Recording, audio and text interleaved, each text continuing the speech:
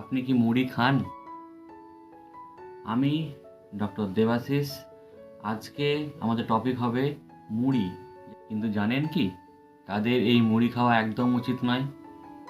উত্তর হলো ডায়াবেটিস রোগী, অর্থাৎ যাদের রক্তে ব্লাড সুগারের পরিমাণ অনেক বেশি। কেন সেটা আমাদের জানতে হবে। মুড়ি খুব তাড়াতাড়ি হজম হয়, ডাইজেশন পাওয়ার অনেক বেশি, এবং এর জিআই অর্থাৎ গ্লাইসেমিক ইন্ডেক্স কিন্তু ৮০ থেকে ৯০, অনেক বেশি। তাই এটা ব্লাড সুগারকে স্পাইক করে, বাড়িয়ে দেয়, রক্তে শর্করার পরিমাণকে অনেকটা বাড়ায়। তাই খাওয়া যাবে না সুগার রোগীদের জন্য। তাহলে মুড়ি কীভাবে খেতে পারি, কীভাবে খাওয়া যেতে পারে? ১ নাম্বার হলো অবশ্যই পরিমাণ হতে হবে কম, কম মুড়ি খেতে হবে।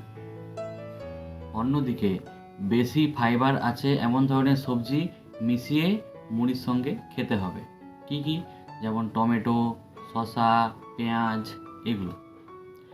এর সাথে কি নেওয়া যেতে পারে না, যেগুলো হাই প্রোটিন, যেমন টক দই কিংবা অঙ্কুরিত ছোলা, এগুলো মিশিয়ে করে যদি মুড়ি খাওয়া হয়, স্লোলি ডাইজেস্ট হয়, ফলে রক্তে শর্করার পরিমাণ নিয়ন্ত্রিত থাকে।